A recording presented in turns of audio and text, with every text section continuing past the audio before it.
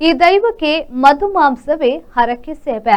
Muslim ಸಮುದಾಯದ ವ್ಯಕ್ತಿಯ ಸೇವೆಯನ್ನ ಮೆಚ್ಚಿ ಬ್ರಾಹ್ಮಣರನ್ನ ದೂರವಿಟ್ಟ ಕೇರಳದಲ್ಲಿ ಅತ್ಯಂತ ಪ್ರಸಿದ್ಧವಾದ ವಯನಾಡ್ ಕುಲವನ್ ದೈವದ ವಿಶೇಷತೆಯಿದು. ಶಿವನ ಅಂಶವಾದ ದಿವ್ಯ ಎನ್ನುವ ಗುಣ ವಯನಾಡ್ ಕುಲವನ್ ಎನ್ನುವ ಹೆಸರಿನಲ್ಲಿ ಇಂದು ಕೇರಳದಾದ್ಯಂತ ಆರಾಧಿಸಲ್ಪಡುತ್ತಿದ್ದು, ಈ ದೈವಾರಾಧನೆಯು ಕೇರಳದ ಗಡಿಭಾಗವಾದಂತಹ ದಕ್ಷಿಣ ಕನ್ನಡ ಜಿಲ್ಲೆಯಲ್ಲೂ ಆಚರಿಸಲ್ಪಡುತ್ತಿದೆ. ತುಳುನಾಡಿನ ಭೂತಾರಾಧನೆಗೂ ಕೇರಳದಲ್ಲಿ ಆಚರಿಸಲ್ಪಡುವ ಭೂತಾರಾಧನೆಗೂ ಸಾಕಷ್ಟು ವ್ಯತ್ಯಾಸಗಳಿವೆ. ತುಳುನಾಡಿನಲ್ಲಿ ಆಚರಿಸಲ್ಪಡುವ ದೈವಗಳ ಬಣ್ಣಗಾರಿಕೆ, ಉಡುಗೆ ತೊಡುಗೆಗಳು ಎಲ್ಲವೂ ಕೇರಳದಲ್ಲಿ ಆಚರಿಸಲ್ಪಡುವಂತಹ ಭೂತಾರಾಧನೆಗಿಂತ ಸಂಪೂರ್ಣ ಭಿನ್ನವೂ ಆಗಿದೆ. ತುಳುನಾಡಿನ ಭೂತಾರಾಧನೆಗಳು ಕರಾವಳಿಯ ಪ್ರತಿಯೊಂದು ಕುಟುಂಬಗಳಲ್ಲಿ ಸಾಮಾನ್ಯವಾಗಿ ನಡೆಯುವಂಥದ್ದಾಗಿದ್ದರೆ, ಕೇರಳದ ಕೆಲವು ಭೂತಾರಾಧನೆಯನ್ನ ನಡೆಸಬೇಕಾದಲ್ಲಿ ಇಡೀ ಸಮಾಜವೇ ಒಟ್ಟು ಸೇರಬೇಕಾದ ಅನಿವಾರ್ಯತೆಯೂ ಇದೆ. ಇಂತಹ ಆರಾಧನೆಗಳಲ್ಲಿ ವಯನಾಡ್ ಕುಲವನ್ ನಡಾವಳಿಯೂ ಒಂದಾಗಿದೆ.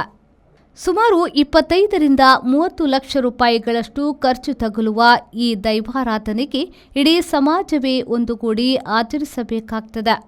ವಯನಾಡ್ ಕುಲವನ್, ಕಂಡನಾರ್ ಕೇಳನ್, ಗೋರಚ್ಚನ್ ಹಾಗೂ ವಿಷ್ಣುಮೂರ್ತಿ ದೈವಗಳ ಮಹೋತ್ಸವವು ಈ ನಡಾವಳಿಯಲ್ಲಿರುತ್ತದೆ. ಕಂಡನಾರ್, ಕೇಳನ್, ಗೋರಚ್ಚನ್ ದೈವಗಳು ವಯನಾಡ್ ಕುಲವನ್ ದೈವದ ಸಹಚಾರಿ ದೈವಗಳಾಗಿದ್ದು, ವಿಷ್ಣುಮೂರ್ತಿ ದೈವವು ಈ ಸನ್ನಿವೇಶದಲ್ಲಿ ಬರುವಂತಹ ಇನ್ನೊಂದು ಅತ್ಯಂತ ಪ್ರಸಿದ್ಧವಾದ ದೈವವಾಗಿದೆ. ವಯನಾಡ್ ಕುಲವನ್ ಶಿವನ ಅಂಶವಾಗಿದ್ದು, ಈ ದೈವದ ಹುಟ್ಟು ಶಿವನ ಕೃಪೆಯಿಂದಲೇ ಆಗಿರುವಂಥದ್ದಾಗಿದೆ. ಒಮ್ಮೆ ಶಿವ ಪಾರ್ವತಿಯರು ಕಾಡಿನಲ್ಲಿ ಸಂಚರಿಸುತ್ತಿದ್ದ ವೇಳೆ ಶಿವ ಕಾಡಿನಲ್ಲಿದ್ದ ತೆಂಗಿನ ಮರದ ಬುಡದಲ್ಲಿ ಹರಿಯುತ್ತಿದ್ದ ರಸವನ್ನ ಹೀರಿ ಕುಡಿದನಂತೆ. ಆ ರಸ ಮಧುವಾಗಿದ್ದು, ರಸವನ್ನ ಕುಡಿದಂತಹ ಶಿವನಿಗೆ ಉನ್ಮಾದವಾಗಿ ತಾಂಡವವನ್ನ ನಡೆಸುತ್ತಾನೆ. ಇದರಿಂದ ಕೋಪಗೊಂಡ ಪಾರ್ವತಿಯು ತನ್ನ ಕೈಯಿಂದ ಆ ಮರವನ್ನ ಸವರಿ ಮಧುವನ್ನ ಮರದ ಕೊಂಬೆಗೆ ಕೊಂಡೊಯ್ಯುತ್ತಾಳೆ. ಇದರಿಂದ ಕೋಪಗೊಂಡ ಶಿವ ತನ್ನ ತೊಡೆಯನ್ನ ಸವರಿದಾಗ ಆತನ ಬೆವರಿನಲ್ಲಿ ಗೋಲಾಕಾರದ ಉಂಡೆಯೊಂದು ಸೃಷ್ಟಿಯಾಗ್ತದೆ. ಆ ಉಂಡೆಯನ್ನ ಶಿವ ನೆಲಕ್ಕೆ ಎಸೆದಾಗ ಆ ಉಂಡೆಯಿಂದ ಒಂದು ಮಾನವ ರೂಪ ಹೊರಬರುತ್ತದೆ. ಶಿವ ಆ ಮಾನವ ರೂಪಕ್ಕೆ ದಿವ್ಯನೆಂದು ಕರೆದು ತನಗೆ ಮಧುವನ್ನು ತಂದುಕೊಡುವ ಕೆಲಸವನ್ನ ಆ ದಿವ್ಯನಿಗೆ ಒಪ್ಪಿಸ್ತಾನೆ. ಆ ಪ್ರಕಾರವಾಗಿ ದಿವ್ಯನು ಶಿವನು ಬಯಸಿದಾಗಲೆಲ್ಲ ಮಧುವನ್ನು ತಂದು ಶಿವನಿಗೆ ಒಪ್ಪಿಸುತ್ತಿದ್ದನಂತೆ.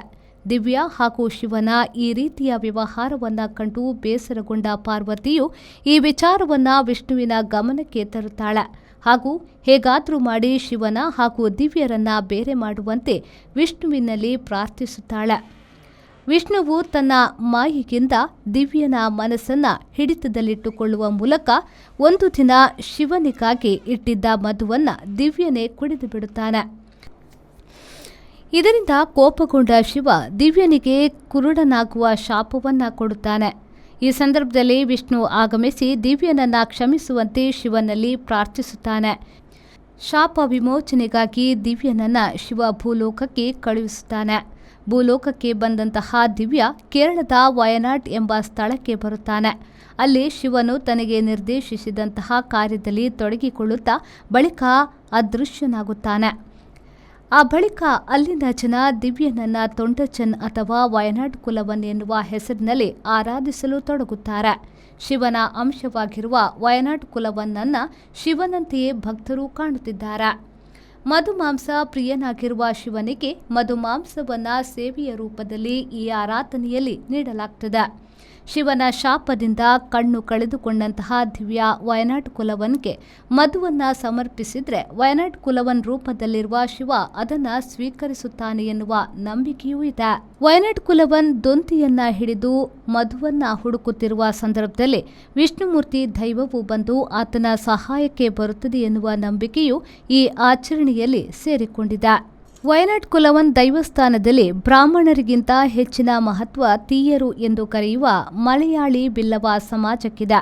ವಯನಾಡ್ ಕುಲವನ್ ದೈವಕ್ಕೆ ಮುಸ್ಲಿಂ ಸಮಾಜದ ವ್ಯಕ್ತಿ ಹಿಂದೆ ಮಧುವನ್ನು ನೀಡುತ್ತಿದ್ದು ದೈವಕ್ಕೆ ತುಂಬಾ ಹತ್ತಿರದ ವ್ಯಕ್ತಿಯೂ ಆಗಿದ್ದರಂತೆ.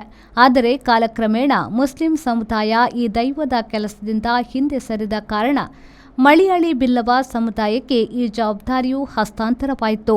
ದೈವಸ್ಥಾನದ ಎಲ್ಲ ಧಾರ್ಮಿಕ ವಿಧಿವಿಧಾನಗಳನ್ನು ಈ ತೀಯ ಸಮಾಜವೇ ನಿರ್ವಹಿಸುತ್ತದೆ.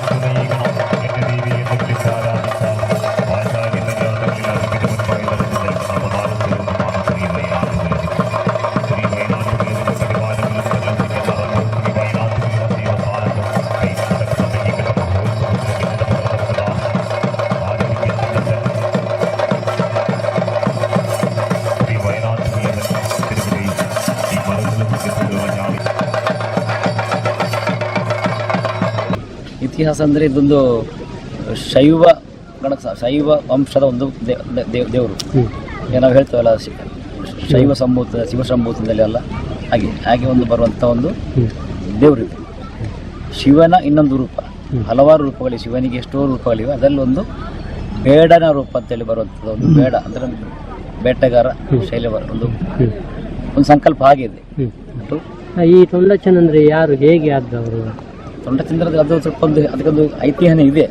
ಮದ್ದು ಹೌದು. ಅಂತ ಹೇಳಿದ್ರೆ ಒಮ್ಮೆ ಶಿವಪಾರ್ವತಿಯರು ವನದಲ್ಲಿ ಸಂಚರಿಸ್ತಿರೋ ವೇಳೆ ಶಿವನಿಗೆ ಪಾರ್ವತಿಯ ಮೇಲೆ ವ್ಯಾಮೋಹವಾಗಿ ರತಿ ಕ್ರೀಡೆಗೆ ಹೋಲಿಸ್ತಾನೆ. ಆ ಸಂದರ್ಭದಲ್ಲಿ ಅದಕ್ಕೆ ಇವರು ಪಾರ್ವತಿ ನಿರಾಕರಿಸ್ತಾರೆ. ನಿರಾಕರಿಸೋ ಟೈಮಲ್ಲಿ ಶಿವನ ಇಂದ್ರಿಯ ಸ್ಖಲನ ಉಂಟು. ಶಿವನಿಂದ ಇಂದ್ರಿಯ ಸ್ಖಲನ ಭೂಮಿಗೆ ಬಿದ್ದು ಅಲ್ಲಿ 3 ವೃಕ್ಷಗಳು ಹುಟ್ಟುತ್ತವೆ. ಆ ಸಂದರ್ಭದಲ್ಲಿ ಅದಕ್ಕೆ 3 ಹೆಸರಿವೆ. ಆ 3 ವೃಕ್ಷಕ್ಕೆ ತೇನ್ಮಗಳು, ಮಧುಮಗಳು, ಕರಿಮಗಳು ಅಂತೇಳಿ. ಅದರಲ್ಲಿ ಈ ತೇನ್ಮಗಳು ಅಂತ ಹೇಳುವ ವೃಕ್ಷ ನಮ್ಮ ಕಲ್ಪವೃಕ್ಷ ತೆಂಗು. ಅದು ಆ ಮರದ ಬುಡದಲ್ಲಿ ಹೇರಳವಾಗಿ ಮದ್ದು ಸ್ರವಿಸುವಂತಹ ಒಂದು ಸನ್ನಿವೇಶ ಉಂಟಾಗ್ತದೆ. ಅದನ್ನು ನಮ್ಮ ಈ ಶಿವ ಕೈಲಿಡಿದು ಮಧುಪಾನ ಮಾಡ್ತಾನೆ. ಅದು ಆ ಪಾನದಿಂದ ಮಧೋನ್ಮತ್ತನಾಗಿ ತಾಂಡವನಾಡ್ತಾನೆ. ಅದು ದಿನಚರಿ ಆಗಿ ಹೋಯಿತು. ಪ್ರವೀಣ್, ವಿ4 news, Puttur. The Ocean Pearl Inn. Welcome to hospitality. Another landmark from the Ocean Pearl Group. Ideally located and well-equipped hospitality destination in the heart of the Mangaluru city. Find everything you need with aesthetic appeal and comfort in premium and deluxe rooms. Asian House is the city's first fine dine pan-Asian restaurant featuring Chinese, Thai, Japanese and Indian cuisine. Sagar Ratna is delighting its customers with authentic South Indian vegetarian cuisine, which are cooked fresh. Experience a world-class hospitality. The Ocean Pearl Inn, Vijay Kapikad, Mangaluru.